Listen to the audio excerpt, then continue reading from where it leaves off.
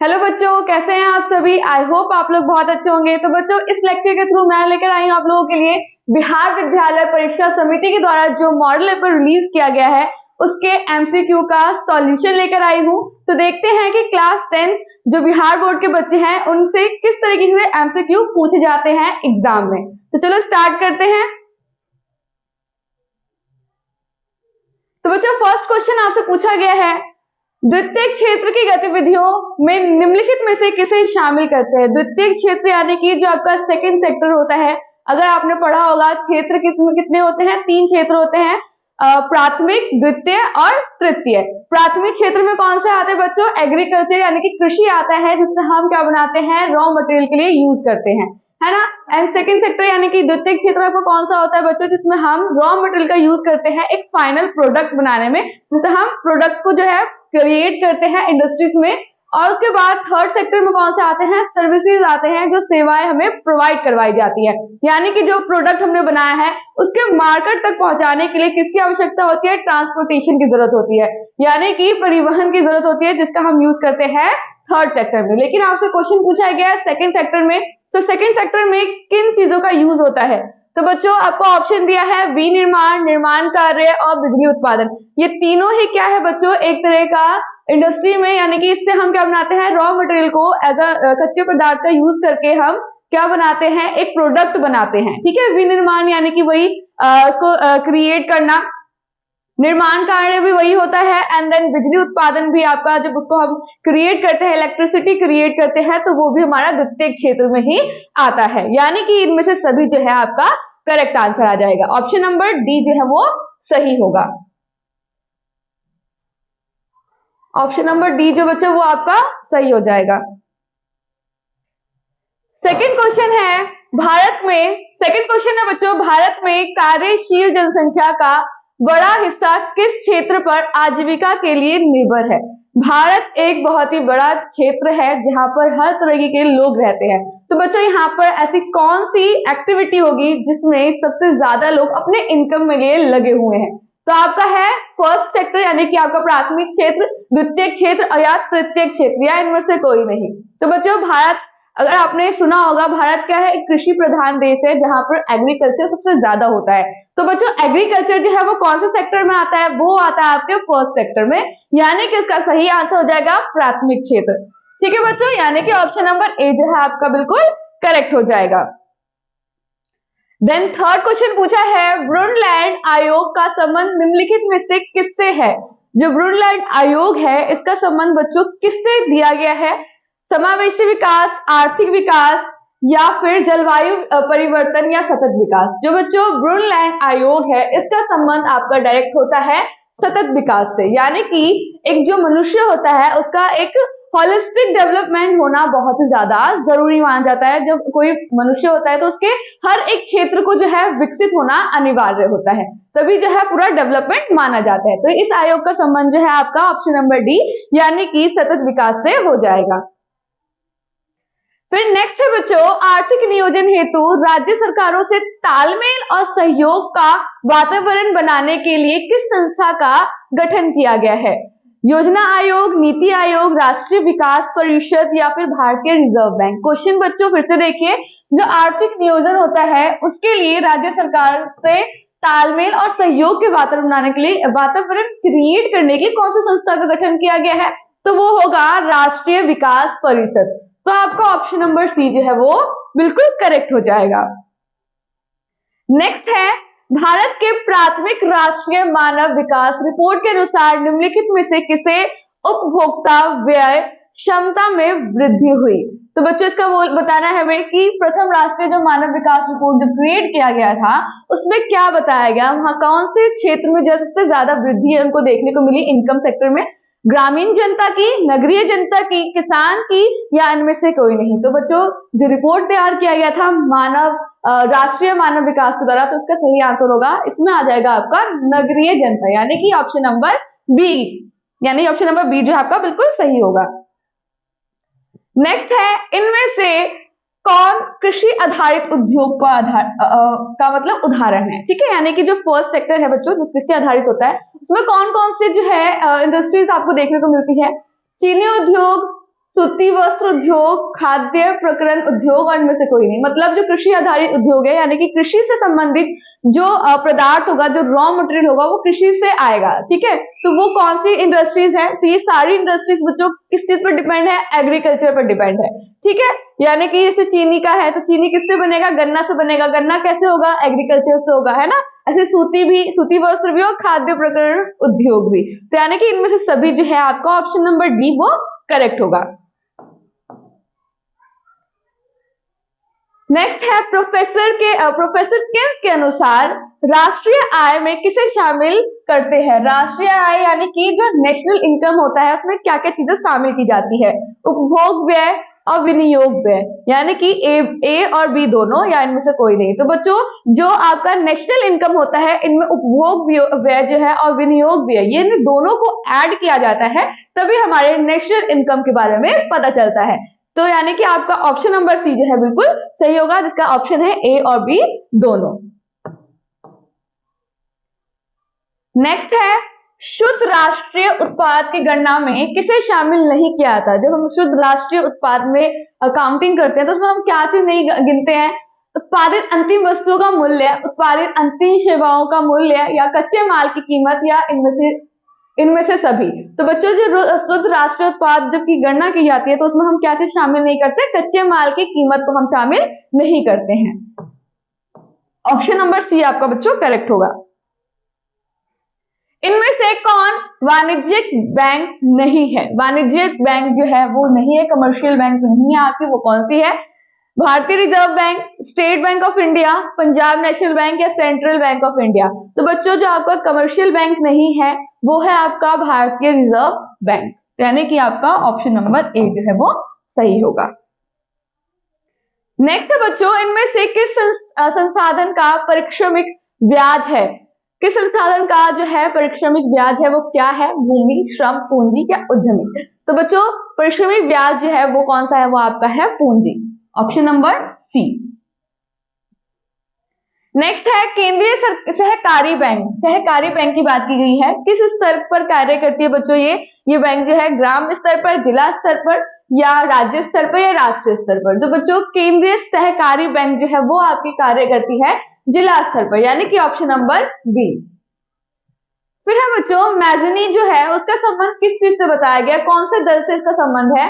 Carbonari, young Italy, young Europe, इनमें से सभी। तो बच्चों जो मैजनी है इसका संबंध आप देखेंगे कार्बोनारी, यानी कि आपका ऑप्शन नंबर ए करेक्ट होगा। फिर है जो कार्लसबाद है उसके आदेश किसने जारी किए? ठीक है, इनके जो भी फिलॉसफी थी वो किसके द्वारा जारी किए गए? बिस्मार्क, लेनिन, हिगल या फिर मैटरनिरव। तो बच्चों जो कार्लसबाद के जो भी आदेश थे उनको लागू किया गया था मैटरनिरव ने, यानी कि ऑप्शन नंबर डी। फिर है बच्चों जो साम्यवादी शासन होता है उसकी पहली बार कहां पर अपनाया गया? साम्यवादी शासन को सबसे पहले कहां पर अपनाया गया? रूस, फ्रांस, चीन या इंग्लैंड? तो बच्चों जो साम्यवादी शासन है सबसे पहले से रूस में अपनाया गया, ऑप्शन नंबर ए। नेक्स्ट है रूस की जो मार्च की क्रांति थी बच्चों, इसके बाद जो है कहां किसके नेतृत्व में सरकार बनी? ठीक है, रूस की मार्च क्रांति के बाद वहां किसके नेतृत्व में सरकार की स्थापना की गई? लेनिन, केरेंस्की, स्टालिन या फिर ट्रॉट्स्की? तो बच्चों इसका सही आंसर हो जाएगा आपको ऑप्शन नंबर बी, केरेंस्की के द्वारा जो है मार्च जो आपका रेवोल्यूशन हुआ था उसके बाद इसकी जो स्थापना की गई थी। फिर चेका जो है वो कौन सा संगठन है? कौन से संगठन से संबंधित है? ये गुप्त पुलिस संगठन से या कारोबारियों का संगठन, क्रांतिकारियों का संगठन या छात्रों का संगठन? तो बच्चों चेका जो संगठन है वो आपका संबंध रखता है गुप्त पुलिस संगठन से, यानी कि ऑप्शन नंबर ए। फिर है प्रथम यूटोपियन समाजवादी कौन थे? तो सेंट साइमन, चार्ल्स फॉरियर या रॉबर्ट ओवन या लुई ब्लांक? तो बच्चों जो आपके प्रथम यूटोपियन समाजवादी थे वो थे आपके सेंट साइमन, यानी ऑप्शन नंबर ए सही होगा।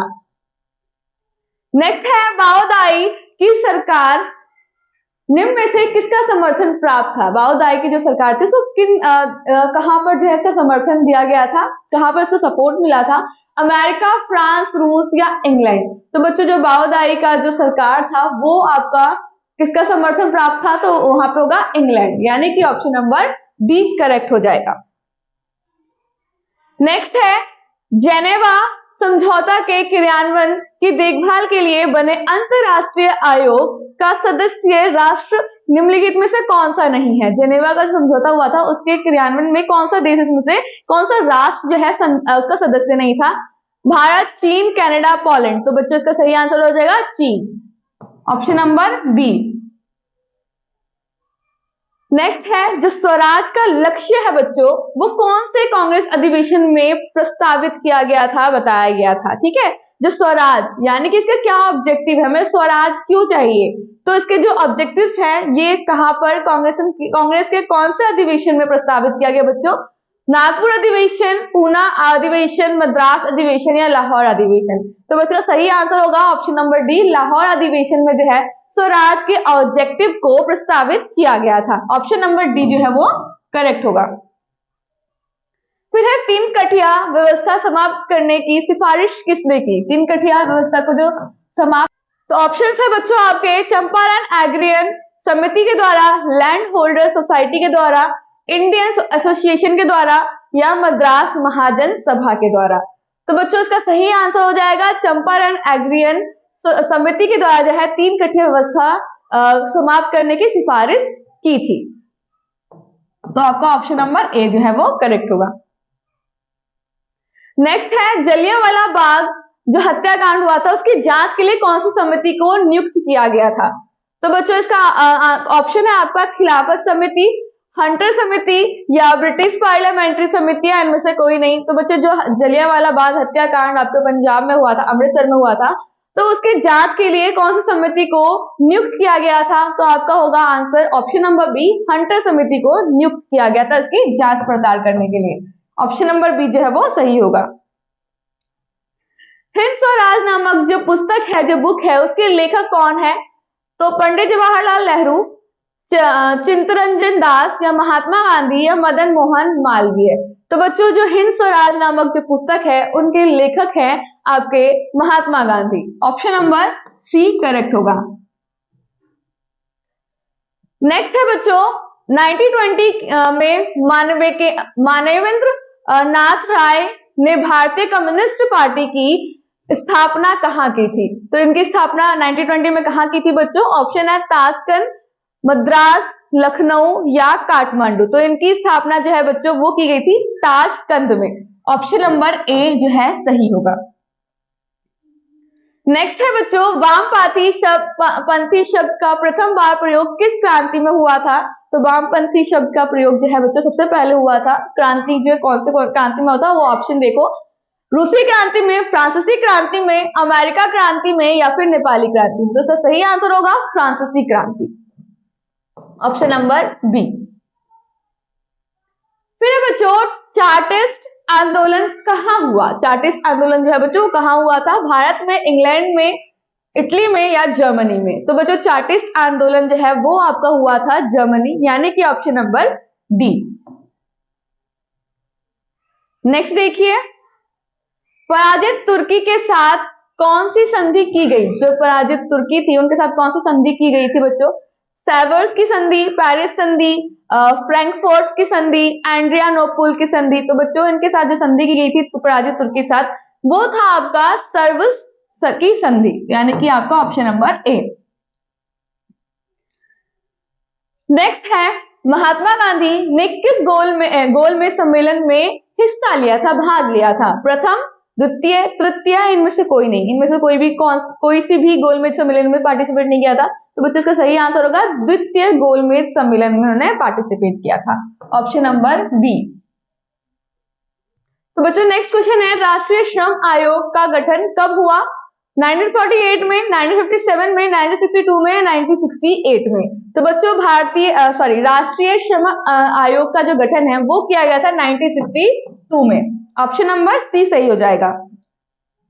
फिर है अलेक्जेंड्रिया नामक व्यापारिक केंद्र की स्थापना किसने की थी बच्चों?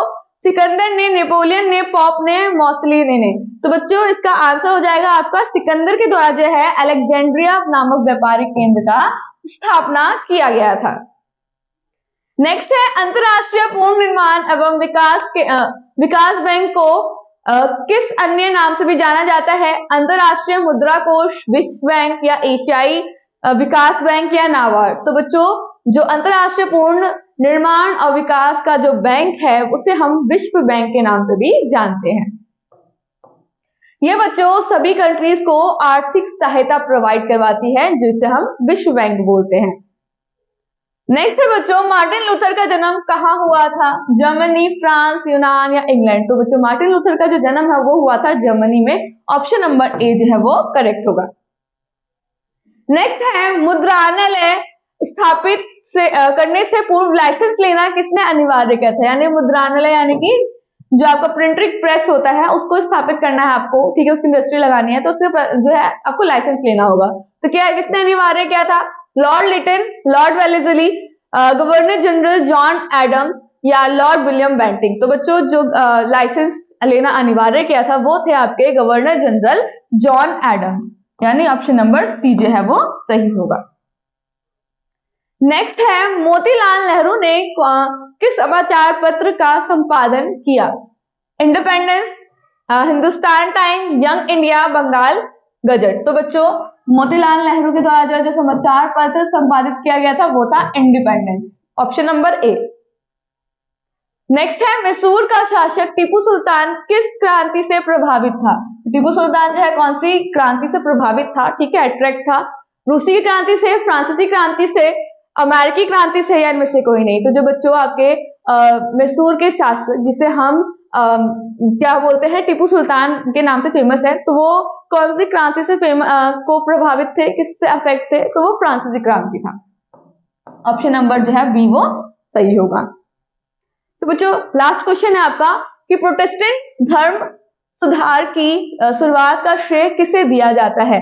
रूसो, मार्टिन लूथर या गुटेनबर्ग या अरस्तु। तो बच्चों प्रोटेस्टेंट धर्म का जो सुधार है उसका श्रेय जो दिया जाता है वो दिया जाता है मार्टिन लूथर को। तो बच्चों इस लेक्चर के थ्रू मैंने 40 क्वेश्चंस करवाए हैं एमसीक्यू के। वैसे आपके 80 क्वेश्चंस आते हैं, उसे हम सब पार्ट्स में करेंगे। ये पार्ट 1 था जिसे हमने 1 से लेके 40 तक जितने भी क्वेश्चंस हैं आपके एमसीक्यूज के रूप में जो पूछे जाते हैं आपके क्लास 10 के बिहार बोर्ड के अंदर, तो उसे हमने मॉडल सैंपल पेपर के अकॉर्डिंग सॉल्व किया है, सॉल्यूशन दिया है। आई होप आप लोगों को समझ में आया होगा, इंटरेस्टिंग लगा होगा। तो बच्चों इसी के साथ हमारे नेक्स्ट वीडियो के लिए बने रहिए। उसमें हम पार्ट 2 में यानी कि 41 से 80 तक जितने भी क्वेश्चंस हैं, जितने भी एमसीक्यूज हैं, उसको मैं सॉल्व करके लेकर आऊंगी और आपको समझाऊंगी। तो thank you for watching, bye bye.